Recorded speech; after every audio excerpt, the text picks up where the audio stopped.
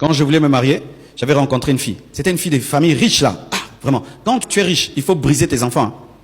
Alors moi, j'étais pauvre, mais je l'aimais. Je voulais l'épouser. Elle m'a traité selon ma pauvreté présente. Elle n'a pas vu ma gloire future. C'est ça les orgueilleux. Ils ne voient jamais la gloire future des autres. Ils sont tellement aveuglés par ce qu'ils sont qu'ils ne voient pas la trajectoire de la vie des autres. Alors elle, je l'accompagne. Tu sens vraiment que quand elle vient te voir vraiment quoi, c'est comme si elle te fait grâce. Elle s'assied sur ta chaise vraiment en mode je fais quoi ici? Elle peut pas boire, elle peut rien toucher.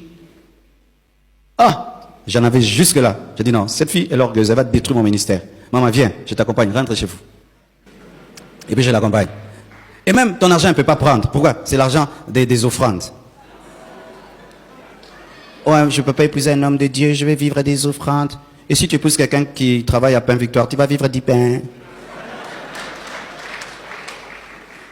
Et si tu épouses un professeur, tu vas vivre de l'argent des élèves. Mais c'est ça, non? Des gens vraiment qui complexent des fois les hommes de Dieu.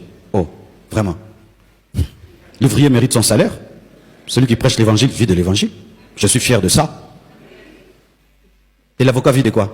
Des problèmes des gens. S'il n'y a pas de problème, il va vivre. Alors ce jour-là, je la mets dans la voiture. Quand je la mets dans la voiture, je prends l'argent. Je donne au taxi, je dis, l'orgueil. Et je ne peux pas m'en dire le futur, hein, dans les futurs. Quelqu'un vient te voir, tu les regardes d'ici jusqu'en haut. Pourquoi tu es comme ça? Pourquoi vous regardez les gens comme ça?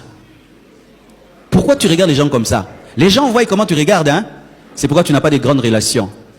Faites très attention, soyez humbles. Ce n'est pas parce que tu as que les autres n'auront pas. Ce n'est pas parce que tu es arrivé que les autres ne monteront pas. Soyez humbles. L'homme qui hier avait battu le record, aujourd'hui son record c'est rien du tout. Il y a eu des nouveaux champions et des nouveaux champions. Hier les gens qui étaient riches, aujourd'hui hein, il y a Elon Musk, amen. Hein? On disait Bill Gates, maintenant c'est Elon Musk. Et puis ce sera. Soyez humbles. Hier on parlait de Paul, aujourd'hui on parle de Marcelo. Soyez humbles. Et demain on va parler de toi. Je dois être humble. Je dois être humble. Soyez humble. Arrêtez ces choses-là. De regarder les gens de la plante de pied, de les juger. Tu as un diplôme ou pas? Faites très attention. Il a laissé une voiture comment dehors? Faites attention. Ne juge pas les gens selon leur apparence. Il se peut que c'est David. Pour l'instant, c'est un berger. Demain, ça va devenir un roi. Faites très attention. Dans cette église, il y a des gens qui sont venus dans la faiblesse, mais aujourd'hui, qui sont une grande bénédiction pour cette église. Hein. Et une grande bénédiction. Mais hier, ils ne pouvaient même pas donner 10 $, hein, ni 5 $. On les a traités avec honneur. On les a traités avec respect. Dieu les a bénis. Aujourd'hui, ils sont en train de soutenir ce ministère. Soyez humbles. Ne parle jamais à quelqu'un comme s'il ne mérite pas ta présence. Fais vite. Dieu, tu es Dieu. Même Dieu donne le temps aux gens. Toi non. Sans bang. Et ces choses-là, tu es en train de parler à quelqu'un, toi tu regardes ailleurs. Tu regardes ailleurs. Hein, tu disais, hein, parle et je t'écoute. Ne faites jamais ça. Tu ne connais pas. Dieu qui voit va t'abaisser. Les hommes qui respectent les hommes, Dieu les élève parmi les hommes. Les hommes qui respectent les hommes, Dieu les élève parmi les hommes. Respectez les hommes, honorez les hommes. Même si tu es grand, respecte les autres. Sois humble et Dieu te gardera. J'étais dans des endroits très beaux, oui, mais le service était rempli d'orgueil. Je ne suis jamais plus revenu. Et je suis entré dans des endroits simples. Il y avait tellement d'humilité et d'amour. J'y reviens souvent. Parce que ce qui est important dans la vie de l'homme, c'est là où il est respecté et c'est là où il est honoré. Tu vois, tu as une belle maison, personne ne vient chez toi. Pourquoi? Mais on va chez ton frère là qui est pauvre. Hein? Tout le monde va là-bas. Parce que là-bas, les gens se sentent honorés. Mais chez toi qui as tout, personne ne vient. Parce que quand on vient chez toi, tu regardes même comment les gens mangent. Tu critiques les gens. Tu reçois les gens avec dédain. Il est là, ça fait 1 heure. Toi, tu ne viens pas. Des choses pareilles. Quelqu'un vient te chercher. 1 heure, tu sais qu'il est là. Tu t'occupes. Lui doit rester là, quoi. Et il doit dormir sur la chaise en t'attendant. Ne faites pas ça. Tu vas descendre. Tu vas descendre, frère. Terminons.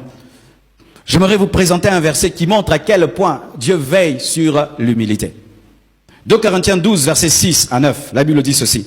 Si je voulais me glorifier, je ne serais pas un insensé, car je dirais la vérité. Mais je m'en abstiens, afin que personne n'ait à mon sujet une opinion supérieure à ce qu'il voit en moi ou à ce qu'il entend de moi. Et pour que je ne sois pas enflé d'orgueil, à cause de l'excellence de ces révélations, il m'a été mis une écharde dans la chair, un ange de Satan pour me souffléter et m'empêcher de m'enorgueillir. 3 fois j'ai prié le Seigneur de l'éloigner de moi.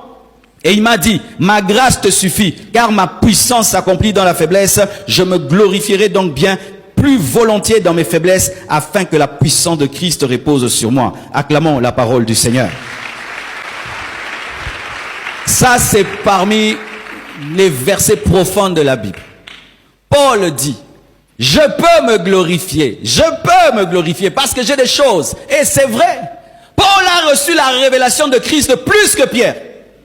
Il a reçu la révélation de Christ plus que tous les apôtres qui l'ont vu physiquement. Il est venu après, il a fait un plus grand travail. Il dit, je peux me glorifier de cela. Je peux même me glorifier de mes origines. Il était juif. Il avait comme professeur Gamaliel. C'était un homme versé dans les Écritures, intègre selon le judaïsme.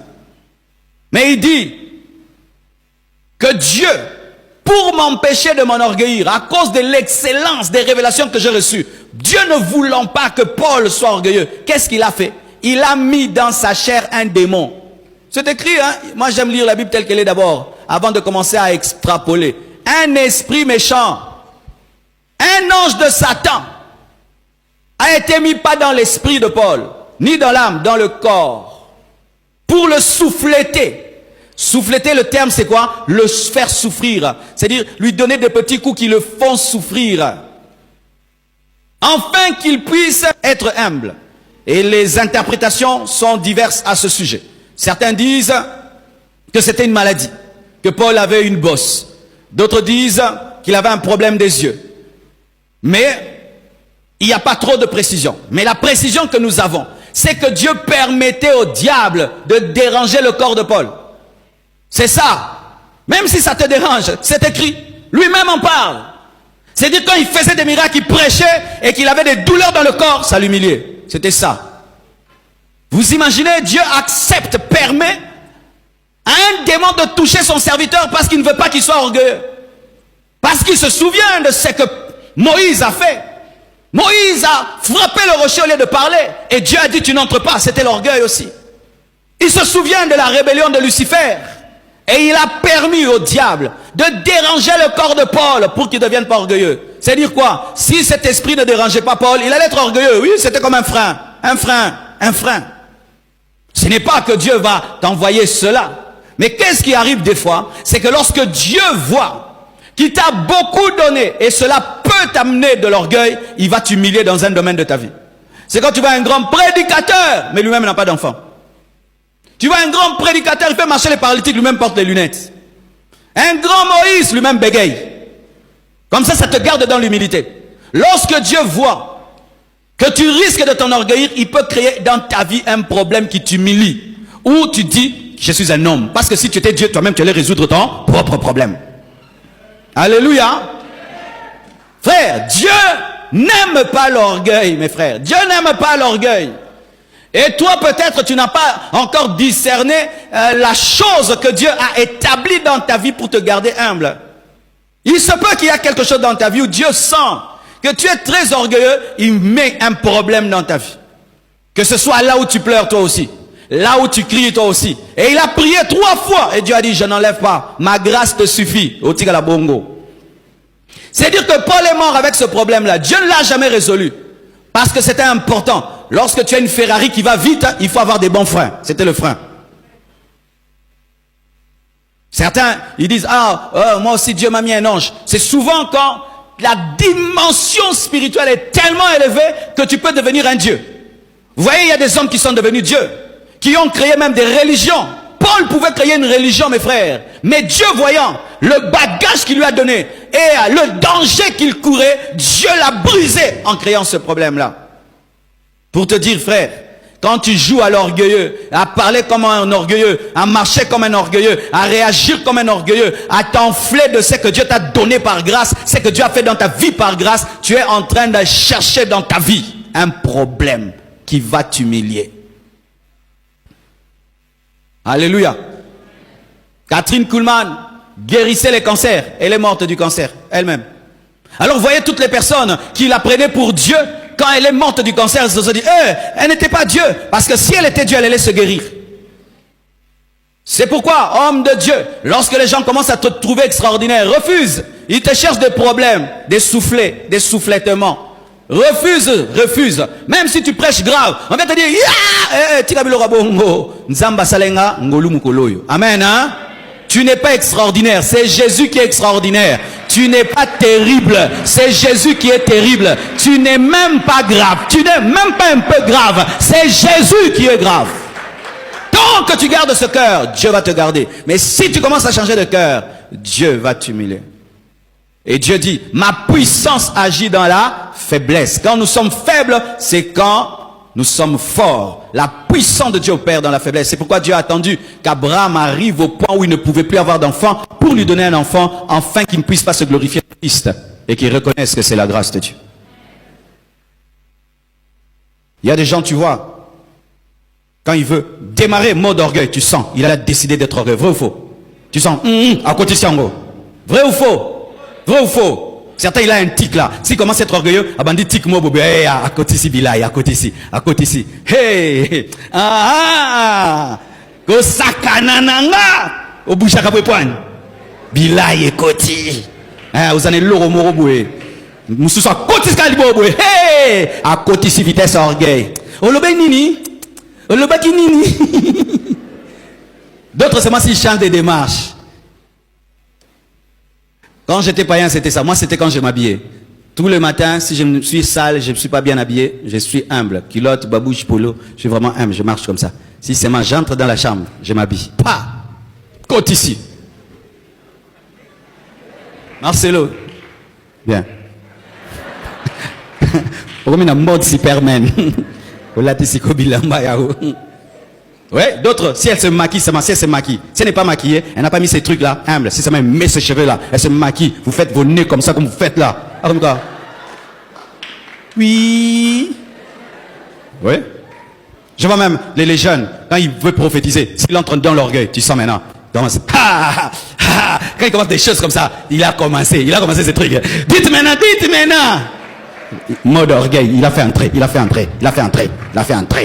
Continue vitesse.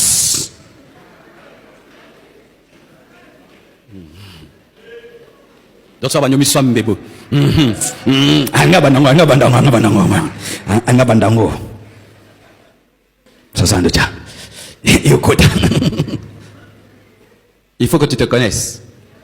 Amen, hein? Et si tu te connais, quand ça veut commencer, tu dis non. Non, c'est la grâce de Dieu. C'est la faveur de Dieu. C'est la grâce de Dieu. C'est la faveur de Dieu. Frère, Jésus-Christ, malgré qu'il est mort et ressuscité, est appelé le Fils de l'homme. Étienne, lorsqu'il a vu le ciel, il a vu qui? Le Fils de l'homme debout. Malgré que Jésus est dans la gloire, on l'appelle Fils de l'homme. Il a gardé l'apparence du Fils de l'homme, l'humilité même dans la gloire.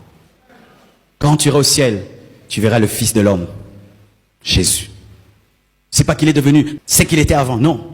Quand seulement la parole est devenue chair, Jésus a gardé cette forme-là, mais cette forme est glorifiée. Mais tu peux savoir que c'est le Fils de l'homme. Ça, c'est l'humilité de Jésus. Lorsque Dieu lui soumettra toutes choses, lui-même se soumettra au Père. Jésus ressuscite, mais malgré qu'il ressuscite, il cherche ses frères, il cherche ses disciples. Il prépare même le poisson. Il leur donne le poisson. Mais il y a des gens, s'ils deviennent grands, allergie. Mais oui. Tu as grandi à Lemba, tu vas en Europe. Quand tu reviens, tu ne passes pas à Lemba, même pas visiter ta famille. Ta famille doit aller te visiter à l'hôtel du fleuve. Des choses que vous faites. Moi, je ne peux pas aller à Lemba. Pas solo. Papa, viens à l'hôtel du fleuve. Toi, tu as grandi à Lemba là-bas. Au lieu que tu ailles là-bas et que tu puisses témoigner la gloire de Dieu, non. Il faut que tout le monde aille te chercher à l'hôtel du fleuve. Et il y a 50 personnes là, dans le comptoir là. Tirer ça un après l'autre, tu te fais un petit roi. Même tes parents, ne faites pas ça. Jésus ressuscite. Il cherche ses disciples. Ils disent toucher. On peut même le toucher, même s'il est dans la gloire. Même si tu deviens grand, sois accessible.